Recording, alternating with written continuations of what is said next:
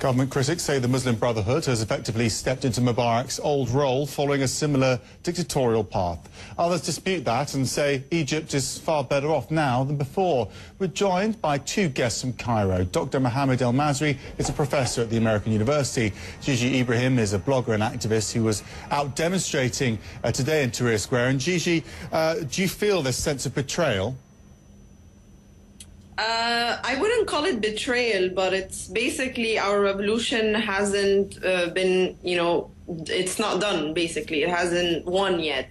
The fight is still on, and we're continuing and pressuring, to demand for our demands to be met, which they haven't all this time. Professor, I'm wondering, this criticism of Morsi, some calling him a dictator because he's effectively doing things in his own interest as opposed to the country's. Would you defend that? What's your view on that? Yeah, to me, the biggest concern, the most pressing concern is the anti-democratic positions that have been taken by the Egyptian opposition, or many in the opposition. These are people that were calling on Morsi to step down about 2 months after he took power, even before the controversial November decree. These are people who have refused dialogue, who have refused the results of democratic elections, who were cheerleading when the democratically elected parliament was disbanded.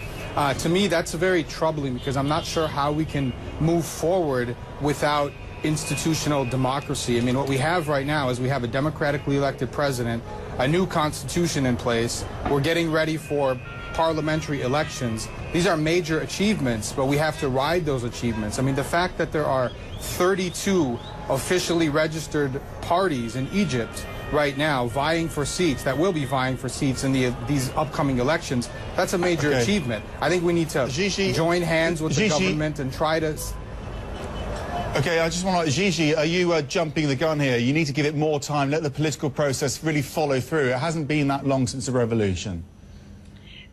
Well, we understand completely that democracy is not just through a ballot box. It's democracy. It's not something you choose every 4 years or every 2 months or every 6 months. Democracy is a full package that you come, you let in the opposition, you have freedom to express yourself. You're free to protest and to, be discontent with the situation. And let's talk about numbers here. I mean, since Morsi came to power, nothing has been achieved from what he promised. This is nothing like the revolution have been put on him. He promised to do so much in so little time. He chose that for himself. Nobody told him to say those things or promise these things. Nothing was...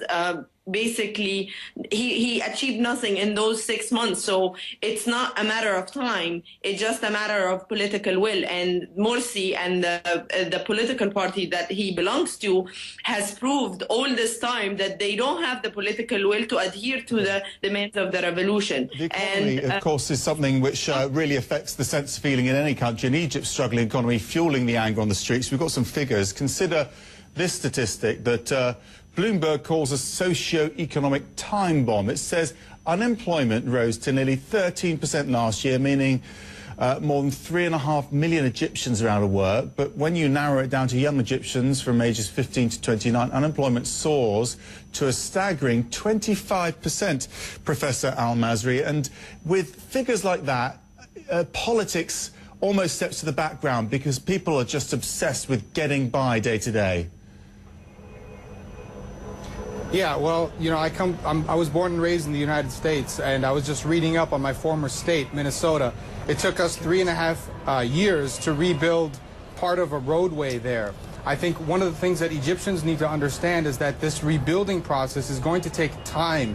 People have been complaining, and I was following some of Gigi's Twitter posts, her tweets, and she was blaming Morsi for the deaths of people in collapsed buildings and in train accidents in recent weeks. And I find this pretty repugnant because she knows that there were 318,000 buildings illegally constructed in Egypt from 2009 to 2011. Morsi has nothing to do with any of that. And to suggest that he's a killer, Morsi's made mistakes, and I criticize him for things. But you're right, the economy is a major challenge, but we're not going to be able to get back on our feet while people continue to speak in hyperbole and talk about nothing has been done and nothing has been achieved, this is preposterous. Okay, Professor, let Gigi respond to that. Well, first of all, yes, it is Morsi's responsibility because there was nothing achieved in the safety,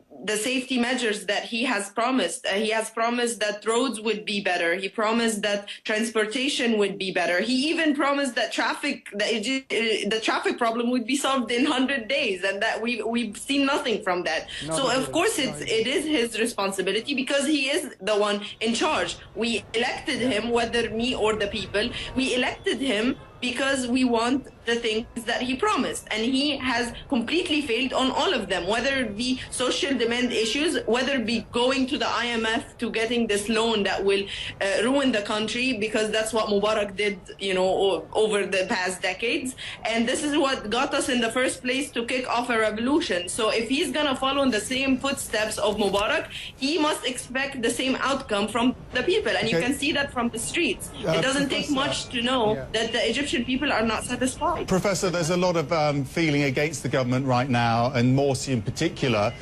Whatever the rights or wrongs about that, what would you suggest to him to turn things around and get a positive feeling back into Egypt?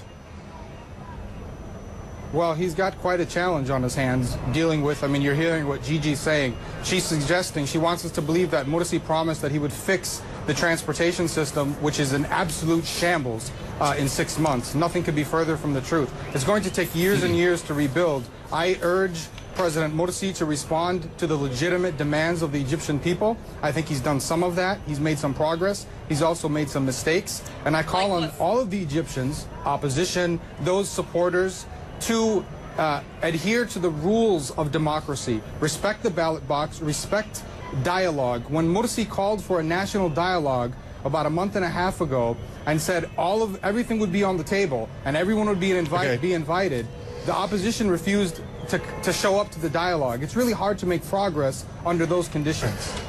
Professor Al-Masri and Gigi, we have to leave it there, but you'll both be debating this a lot in the months and years probably to come. Thank you both.